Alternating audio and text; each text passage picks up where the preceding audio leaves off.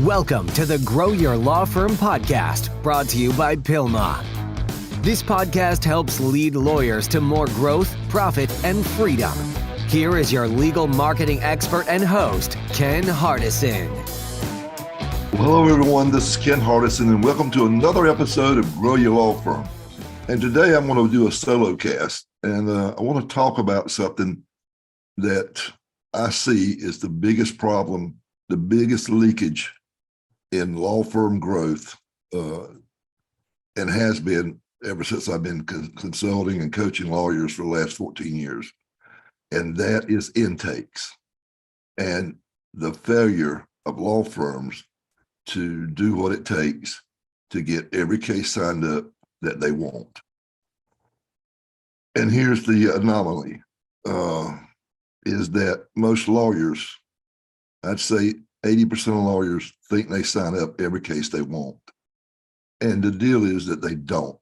And every time I get confronted with this, I have to prove to them that they're wrong. Why? I'm not quite sure. Some law firms just don't want to deal with it. They want to stick their head in the sand. But I can tell you the easiest way to increase your growth, increase your net profits, is to not spend more money on getting more leads, but to convert the leads that you have on the cases that you want. And so today's podcast, we're going to be talking about different things you can do or should do to do that. So first off, I want to say this. People always ask me,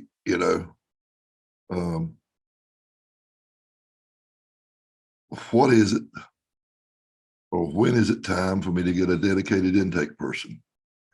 And I've recommended to even solo practitioners that they get a dedicated person. And here's why. Most law firms are signing up somewhere between 70 and 80%, and some even less, of the cases they want, solid leads that they would let us sign up and represent and get a fee. But they don't have anybody dedicated to really work on that. And they got their paralegals doing it or their associates doing it. And at the same time, they're demanding that these paralegals and these associates get cases handled and get them settled or get them lawsuit filed. At the same time, they're putting pressure on that. Why would somebody that's got to be taken away from their job that they were hired to do to go answer the phone to get another case that they have to work on to be held accountable for? It's just, whether consciously or subconsciously, it's just not going to be in their DNA. So look at it like this. If your average fee is $10,000, and if you could sign up just one more case a month, that would be 12 cases times 10 would be $120,000. And I can guarantee you'll get a lot more. If you had a dedicated intake person, you're at least going to sign up one more, probably 2 to 5 more. And if you got to pay an intake person anywhere from 40 to 60,000, it doesn't matter. They're going to make you money. Even taking my example, if you pay somebody $60,000 to be dedicated to close, sign up these cases you want, they're going to double your investment of their $60,000 salary because they're going to make you 120. If it's 2 cases, my gosh, you just quadruple your investment, and so on and so on. So the question is, can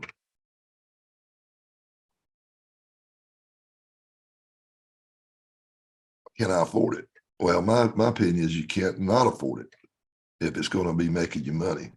Like I said, it's not an expense, it's an investment. So whether you be a solo or whether you have 30 lawyers, have enough intake people so that your staff and your associate lawyers don't have to deal with it. Now, the next thing is getting the phones answered quickly. And what I mean by that is you would be surprised how many times somebody's called your office every day and didn't get an answer within 3 or 4 rings and then just hang up.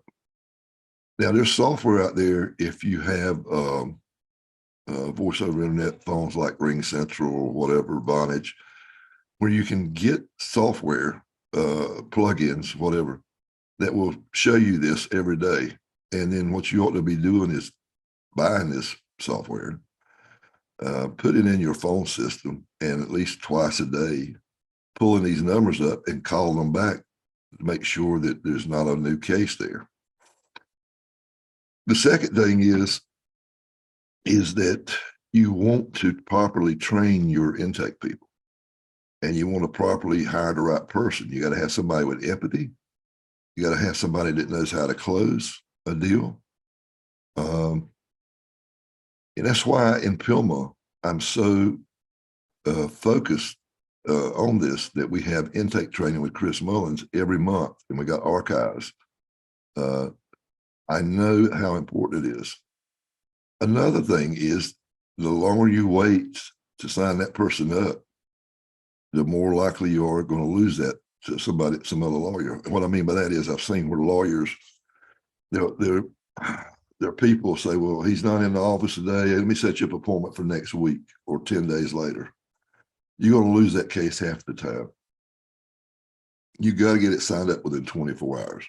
In fact, I recommend now, after COVID, people are okay with getting signed up right on the phone, right there with DocuSign or whatever, text, whatever. There's software out there that you can do this without even having to wait and get it done. And when I say properly trained, there's two ways. At PILMMA, I created a module, or 8 modules. It's called Intake 2.0, where I go through, and they have to go through, and then after each module, they have to take a test. But that just to get them started on what they're supposed to do, because they should be able to know about your law firm, the history of your law firm, the history of you. They're there to sell you. They should know the verdicts that you've got. They should know what kind of cases you handle. They should know who to refer cases to. You might be able to get, referral fees. I mean, here's a story, and this is a true. One of our masterminds said he had this new intake person in, and they had not properly trained them. Somebody called about a asbestos case, and they only did car wreck cases. And so this person said, well, we just don't handle this, and just hung up. Well, he probably lost at least $300,000 to $1 million referral right there fee. Another one had another lawyer that lost brain damaged baby case because they just did car wrecks. So you got to properly train them, just not how to close a deal, but how to take cases that you can get referral fees off of, and and who to refer these people to. Other thing you ought to do is you ought to either have the software installed, or either listen to your I call them LSA, local service ads recordings, or have CallRail, which if you got CallRail, that'll have everything recorded. And you need somebody in your law firm needs to listen to 4 to 6 calls every week, and you need to go back, and the good ones, let them hear them and praise them, and the bad ones, use it as a learning tool. Because the deal is, you want these people to succeed so that you can succeed. Now, some firms in the past have told me they incentivize their intake people. Like everyone they sign up, they give them $5 or $25 or whatever. I don't agree with that. What I have encouraged the people that I'm coaching or doing consults with is we go in there, and hopefully if you got more than one, or if you just got one, I want to get to like 92% of cases I want to signed up. You say, I am. No, you're not. I promise you. So to do this, you got to have somebody in your firm look at the intakes each day, whether it be you or whatever, and say, is this a case that I wanted? Or did they not get this one signed up and I wanted it? And so you say, if they're at 70%, next month you say, if you get to 75%, get a $500 bonus as a group. The next month you say, I want it up to 80, 85%, or 80%. And then the next month go to 85. And then if they don't make it, then just keep it at that 85. But do it as a team effort, not an individual effort, and not cases signed up, but of cases you wanted signed up, because that is the key metric that you want to be looking at.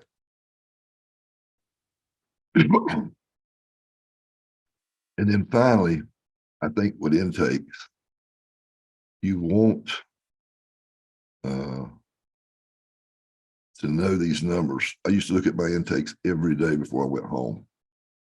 It is so important because you're spending all this money or all this time trying to get people to call you or to fill out a form, which, and it's just crazy to waste the money. Another big problem I see is people not answering their online inquiries. We do this with our masterminds, and Jason Hennessy did a study the last 3 years, and what we're finding is a third of the lawyers never even answer these inquiries, and about another third of them waited about an hour, but only about a third of them do it the first 10 minutes, which is what you've got to do. You've got to be calling out these people or answering them online, because if you don't, you're going to be in trouble. You're going to lose these people that you spent your hard-earned money trying to get them to do these inquiries. It's just a waste of money. So this is something that you got to keep working on all the time, because even though you might give it up to 85 or 90%, then all of a sudden it drops off 1 month. It's a constant battle. I tell people it's like playing golf. You'll never really got it mastered, but you go out and shoot a round of your life, and then the next time you go out, shoot 10 shots worse, because you had to stay on it all the time. You had to keep practicing. You had to keep training. You had to hold people accountable. People respect what you inspect. Remember that. The last thing I want to talk about today is after hours. And this is where I see the ball dropped a lot too. Services, people, there are a lot of different ones out there. There's some good ones, and there's some really bad ones. But I would tell you this: shop use somebody after hours and on weekends and holidays, but shop them yourself and see how long many rings it takes, see how they act, and just make believe that you're a potential client. And you ought to do that at least, in my opinion, once a week. Either you or somebody in your law firm needs to be calling your after-hour service, and do it at night 1 week, do it on a weekend, do it on a weekend night, do it on a holiday. The deal is you want to know if this company that you've hired and paying big money is doing their job. And I can tell you 50% of the time they're not. And it's just like I said before, people respect what you inspect. The squeaky wheel gets the grease. So if you stay on their butts, let them know that you're on top of them, then they're going to try to do a better job for you. Now, having said all this, of course, you got to have the leads coming in, and that's what PILMMA does for people, and that's what I try to do, help people get leads coming in. But don't drop the ball on this most important part. This is a way to make money without spending a load of money. And if you do spend the money on stuff like these plugins and training and recordings,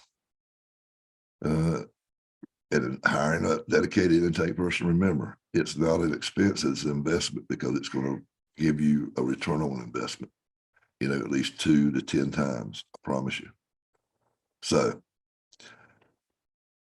we're going to have by the way, we're going to have a group every summit. This year, the PILMMA Summit's May the 16th through the 18th. We have a speaker, or we have a panel. And this year we're having a panel of what I think are 3 of the better teachers out there and experts on intakes. And I'm going to be sitting there watching, because I learn something every time these people get on the stage.